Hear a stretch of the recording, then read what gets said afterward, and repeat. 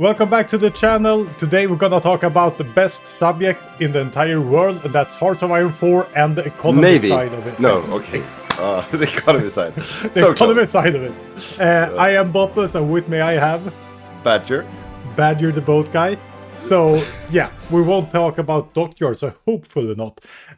Disgusting. Oh, I forgot. Yes. Okay, yeah. We'll take dockyards another time. We're gonna talk economy, the really interesting stuff, civilian factories, military factories, and so forth. And we have some main takeaways and highlights for all the guides we have done and everything we have accumulated over the years with insight into this part of the game. And we haven't talked about who's starting it off, really. No, we haven't. But you made it sound so serious now when we said so. Those coming few minutes will be everything we learned from the past years in terms of economy. That's what you're saying. Yeah, probably. Oh wow! So this is like the most valuable guide so far, then I guess. Yeah, if we do something serious about it, and that. Yeah. Okay. That's okay. So then it's up to you to start because you build up the expectations now. So you start. Okay, let's bring them down immediately. No, yeah. But the first thing, and this is really, really interesting. I really like this. Sorry, how many are we talking about? Are we doing 3 each or like? Yeah, 3 each. Didn't you get the memo? No, sorry. Okay, so 3 each. Okay. 3 each. 3 points each. Yeah, okay. And the first point for me is infrastructure. One of the most fun guides I ever made, and I think the research I'm most proud of, actually. You can't put infrastructure and fun in the same sentence. Yes. Unless you work for like the 5-year plan government. I always play the Soviet Union. I just see my Excel sheet going up. But infrastructure, I made a guide calculating how worth it infrastructure was, depending on when in the game you started to build it, and how many available slots you had compared to unavailable slots. Because unavailable slots still gives you extra bonus slots when research come in. So if you have 10 slots, 9 built and 1 open, it's still worth to build infrastructure in those slots. Those states, because you will get 2 extra slots when the first research come in, and then 2 extra slots. So that will just go smoothly with your building of course, military factories in those states. Yeah, okay. So for me, infrastructure was really, really interesting to actually deep dive into, and yeah, you should build it. But that's also a good intro, because usually you think about the infrastructure as something you build to boost the speed of building factories, and that's usually something you start with. So I think it was a good start for this guide then. Yeah, we start with the starting building slots. So now I'm throwing out one that's a bonus one. I didn't plan to talk about this, but it made me. I realized that I bonus ones. Yeah, no, and that is dockyards. And okay, for once, I make a guide that I want to do. Okay, so I'm winging this now, and it might be that this doesn't work in vanilla. So please, someone correct me if it doesn't work vanilla. Maybe you know this, but during civilian economy that most allied countries start out as, you don't have the penalties of building dockyards. No, that's the same. Yeah, that's the same, right? Yeah, in vanilla, yeah. Absolutely. So basically what that means is that you're kind of obliged or forced to build dockyards early on if you want to have something cool in terms of output. Because, if you can pick between civilians and dockyards, always go for dockyards. I really agree with you with that one. Oh, you do agree with me? Yeah, stay away from the civilian factories. Yeah, no, okay. Civilian factories, I like civilian factories for a bit in the start, but that's part of the point. But my kind of if you kind of min-max it, if you're stuck in civilian economy for some time, it's really worthwhile to build your dockyards early in the game. Yeah, absolutely. That's kind of my point, because you can build them quick early on, even if you're in civilian economy.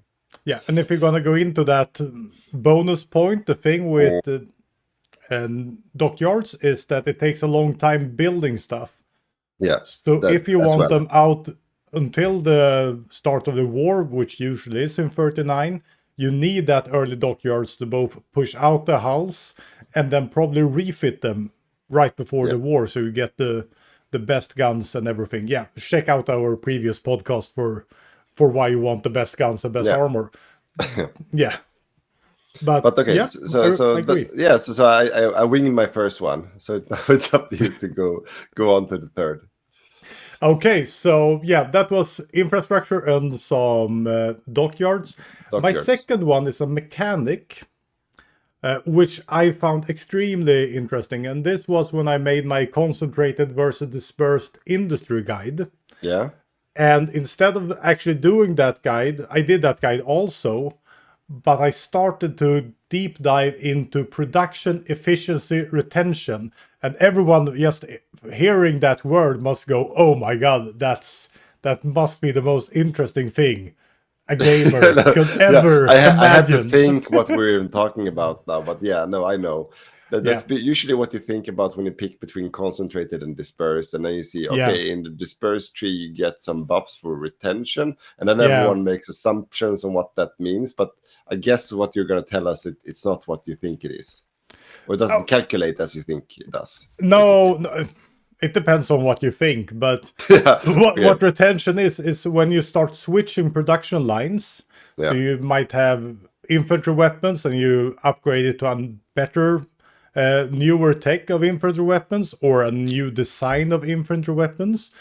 Most commonly with tanks and airplanes is when you lose retention. You go for one tank and you switch it to a newer tank or variant of tanks. No, you lose efficiency. You lose efficiency. You lose efficiency, which is really, really important. The efficiency of your factories is what makes and breaks your economy. Yeah. You might be coming into that later on. I have a hunch. But that's really, really interesting. So if you're going to watch that guide, concentrated versus dispersed, for me, even if I think concentrated dispersed are really interesting in of their own, just understanding retention can make you plan your economy in a totally new way than you usually do. Yeah, no, I couldn't agree more. I think that I mean, production efficiency in general is something that I think many people, everyone gets it, and everyone like kind of knows like it builds over time, and when the green bar is maxed out, you get most stuff, right? Yeah. But not everyone plans that well accordingly. No. So I think that's like a common mistake that, you make a decision based on a feeling or a hunch, like, okay, I want to go for disperse, I want to go for that. But then it's not really connected necessarily to what your output or what your build is going to be. Like when do you want what kind of equipment in the field and how much of that? Because that's going to be very depending on if you go for like a retention focus or like a concentrated focus, right? Yeah. And how often will you switch, and what one do you want to switch to? Yeah, that's a huge thing, because it might in some instances be better to actually stay on a tank if you're going to the climax of the game where everything you either win or lose. You're into that heavy tank battles. And you will get the snowball effect if you start winning, and they will get a snowball effect if they start winning. It might be better to just push out tanks. Or if you have great retention and disperse industry, just do the upgrade. And get out more. Yeah, so I think that kind of like a perfect segue to this was going to be my last bullet, but I'm going to take this now instead. And that is early production and refitting. And what I mean with that is basically, I think I made a Patreon guide about this quite recently, but it's basically that, if you play a nation you start out the game with quite a few military factories, right? Then putting those military factories in something that you can use for the entire game is extremely valuable. And because usually like the first, like everyone thinks in terms of, okay, early game I build a civilian economy, so I scale more later on in the game for like a late game build, and so I can build quicker and blah blah blah. That's usually how you think about the game. But let's say you start with a lot of military factories and you put all of those, like 90% of those military factories in like one early tank design. Yeah. And then that tank design could be refitted throughout the entire game, like with newer versions, and you could refit it, but you could like keep the platform or the chassis all through the game. That basically means that you would get up and high, like full efficiency. And let's just say, for the fun of it, that you park, you start with like 20 mils on this, and then you start and stop with 20 mils. You never put more military factories on it. But that means you get the maximum capacity, production efficiency quite early on. And then you can just refit it, and you will stay with like not max, but almost max constantly throughout the game on that production line. And you will get so much equipment in the field, and then you can refit it for purpose or down the line if it gets outdated and so on. But it's like, if you find those user cases, when you find like a chassis that you feel like, okay, I could repurpose this and refit this throughout the entire game. Yeah. Then you're golden, but that's like a way of getting. It's not the best thing to build, but it's probably one of the most cost-efficient things to build. Yeah, cost efficiency is amazing, and this gets me going a lot, because what you're talking about now fits perfectly into retention. Because if you're going to do this build, and you're going to do variants of your early tank and just stay with it, you should absolutely go for concentrated industry, because the retention is so good anyways when you start just switching variants of your the same thing. I think you keep 90% of your production efficiency. So it's like something like that. Exactly. Yeah, and you won't do that switch like 20 times a year. You do it once a year, twice a year maximum. Yeah. And then you stay with high efficiency and also get factory output rolling at a higher pace all the time. Yeah, that's really, really good. Yeah. And it's very nicely connected to the whole refitting mechanic as well, and how you can play with the refitting, because that's like an entire topic on its own that fits well into the economy side, and how you could play. Maybe I'm stealing a subject from you now. Let's see. Maybe okay. Go. But that's how you could play with the resource management, because the refitting part. That's basically how you could you can kind of like cheat the game in that way.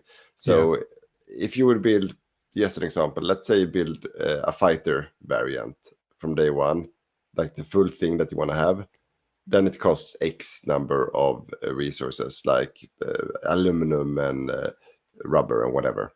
Yeah.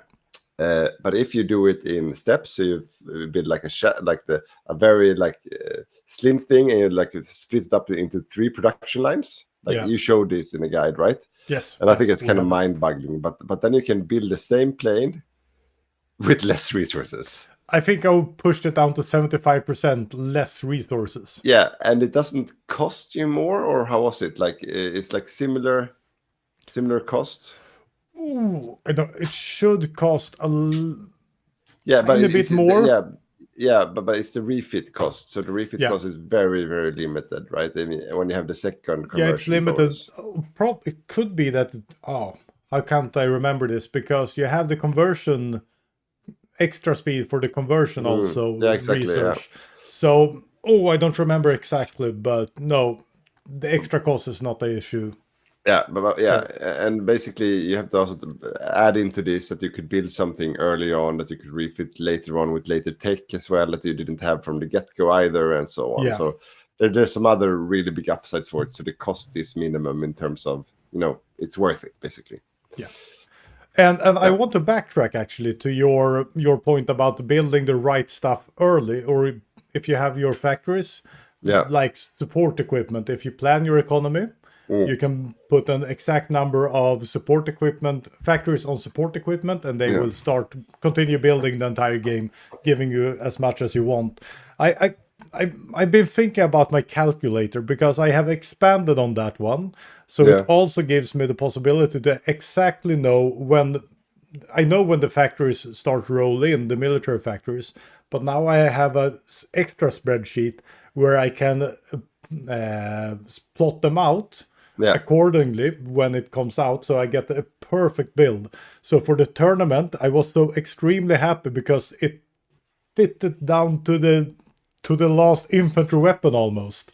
So I had. He's referring to the anniversary or what was it called, like the invitational tournament. Hosted by Dankus and Paradox. Yeah, we won't talk about how it went, but the economy side for the Soviet Union were perfect in every loss. So I think about trying to this summer, perhaps making it public or Patreon or something, make something that other ones can use.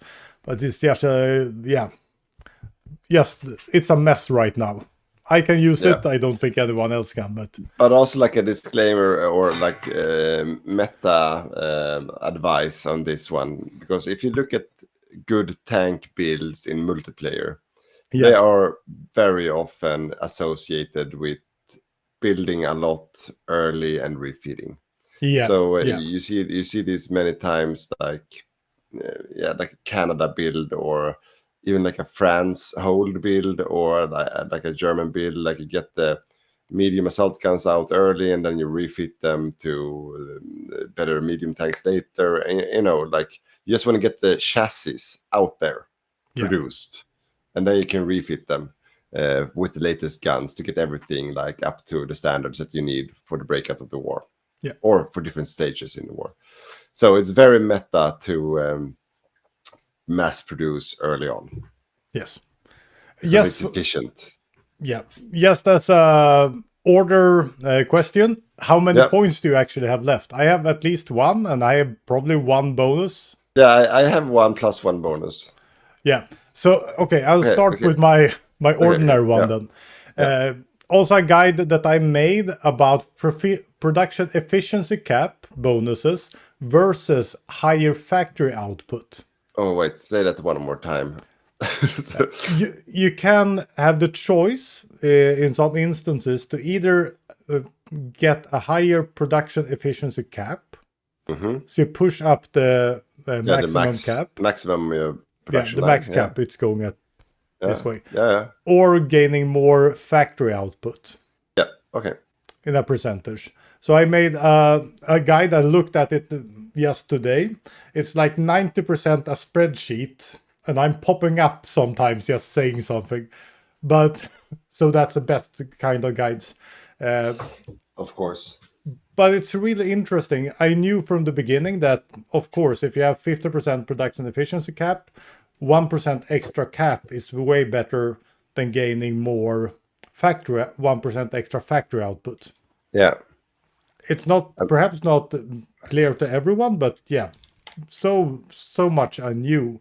But just having a spreadsheet, be able to see the spreadsheet and understanding in which stage should I go for more cap versus more output. And usually the output modifiers are not stronger, but higher.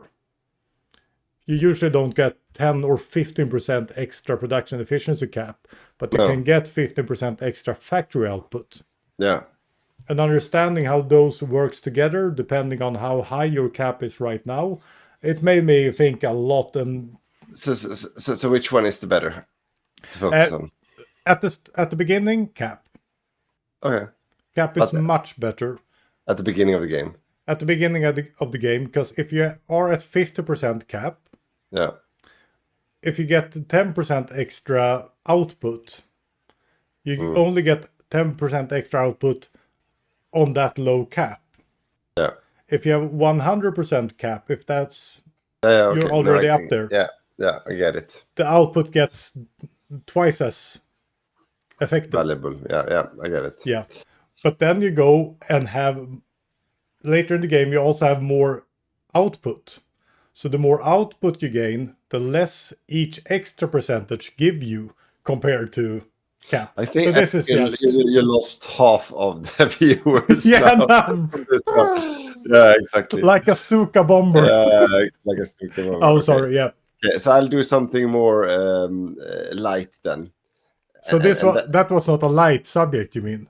No, I don't think. No, especially the pod viewers or listeners I'm pretty sure they thought that was amazing. And People so will fall easy asleep to behind understand. wheels when they drive, listening to that section. So sorry. All right. So look, now I'm going to give you some more excitement talking about Stuka bombers or more strat bombers, and that is and this was something like I never thought about ever until I watched your guide, and I think I mentioned it in another episode as well that I really liked that one. But you made a guide about strat bombing. And strat bombing military factories is really crazy good because if you strat bomb a military factory, the whole production efficiency is reset on that factory. So that basically means, hypothetically, if you would strat bomb every military factory at the same time of Germany, so all of them are damaged at a given point in time, it's like someone clicks restart on all the factory production lines for Germany, as an example. So just imagine all that efficiency gone. That is like taking them back years in efficiency. So if you can properly surprise a player or country by strat bombing them to smithereens, you're basically taking away all of their production output. So for multiplayer games or single player games, like imagine you're playing the UK and then you do a sneak attack, strat bombing Romania or something like that from the Mediterranean. Or Italy is busy on the Western Front and then you strat bomb Italy for like 2 months without them looking that way, and you could like reset them properly. So it's like you don't see the effect right away, but like over time, it's like one playing in a RPG game and you do like all these debuffs kind of things, you know. Like you don't see the damage right away, but you like debuffs. They have usually it's super strong, right? So and it goes into concentrated disperse, retention, everything. If you go for a concentrated build, I would say dispersed industry, the biggest benefit from that is not the bomb vulnerability debuff. You can get that with AA guns. It's the possibility to, if you get bombed, you actually regain a good chunk of the efficiency when the factory comes online. And with concentrated, you really don't. You're really hurt for a long time. Yeah. No, I agree. So it's good for other reasons as well. Yeah. So did you have a last bonus one, or should I take my last bonus one? I have a last bonus one, or the one I think most people have been waiting for. Oh. Build military factories. Okay. My absolute takeaway from all of this, every guide, everything I have made, the flow of the game, don't build civilian factories unnecessarily. If you're going to war in the September of 39 or 39, you want military factories. This is not just an economy question. The economy side of this is that you have guns in the field when shits hit the fan. Shit hits the fan. Instead of having toasters in your home country when that happens. So it's also a flow of the games kind of thing. But most people start building military factories way too late. And I would say, with everything and all research I have done, building military factories on civilian economy, when you're getting later into the game, 37, 38, is more effective than staying on civilian factories. The math agrees with me. No one else does. Wait. What did you just say? Did you see like if you're late game, like 40? No, late game industry wise is 37, 38. Okay, 37, 38. Okay, 30. 30, okay, 30. So you say that. So what you're saying is that it's worth building military factories from day one, even if you're in civilian economy. Not from day one, but go if you have civilian economy from the start. Yeah. Dockyards or civilian factories might be worth it. There's a case to build military factories from day one.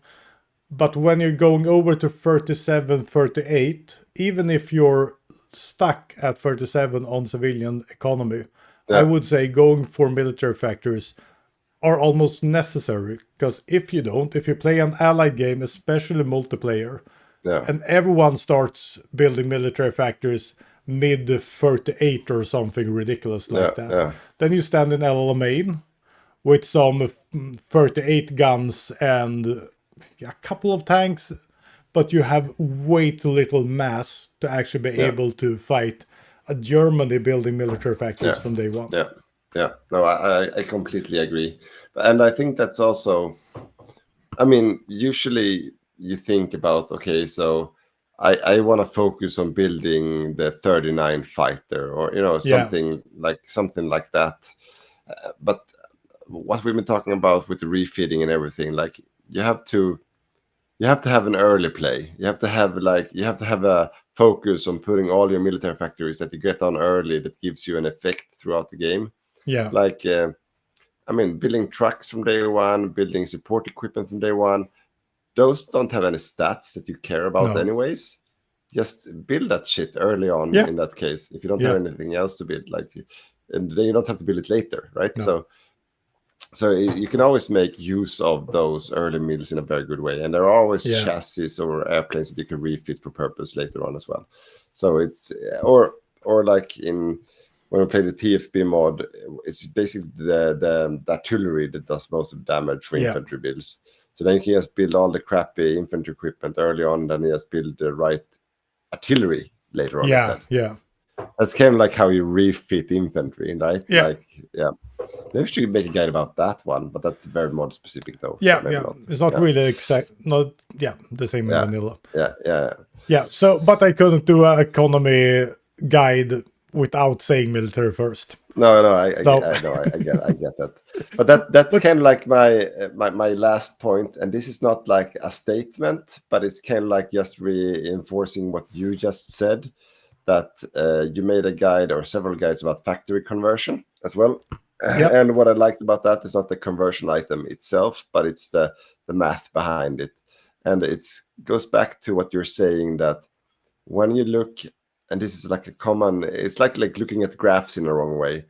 But you it's so easy to look at a save game and compare dry runs and like builds on just watching, because it's the easiest thing to do. You watch at the top of the game how many factories you have at a certain point in time. Yeah. You see, okay, we're in 1940 and I have 200 factories. This many mills and this many civs or something like that, right? Yeah. That's how you think about, was this a good build or bad build? Yeah. But that's the completely wrong way to think about it. What you need to think about is that what equipment did I produce at that point, and what's my pace of producing at that point. So when I need my equipment, I have my equipment, because that's how you should look at it. Yeah. So and that doesn't necessarily, it might be that you have something, say you have like 50 factories less, but you have everything you need to win the game. Yeah. So that's kind of like how you should think about it. Yeah, I totally agree. I think that was an excellent exit point, or like rounding off this topic. And I don't know, for the next one we do together like this, that's going to be in 2 weeks' time. We don't have we haven't picked a topic yet. So no, we haven't. That's we might have or might not have released the land strategy guide for. That's optimistic. so is it optimistic? Yeah, I don't know, but like you said 2 weeks ago, we wrote the manuscript at that point. So it's all confusing now when we record this as to when this is going to be released and everything. But it's going to be released in 2.5 weeks from now. Okay. I think. Anyways, we will release the Patreon 50 grand strategy thing. Soon. Yeah. It's going to go Patreon exclusive first, but we will release it to everyone later on. But if you want to see it right away, just go and become a patron. some self-advertisement. I think that's okay. Become a patron. As we had said before, now it's just like 10% watching. So yeah, exactly. No one's watching now. Now we can talk about the weekend. Like we know that everyone drops off after circuiting curve. That's why we let me talk naval at the end of these things. Anyways, boats. Yeah. Okay. All right. Yeah. Okay. Let's round it off. Yeah. And see you guys next time. Bye.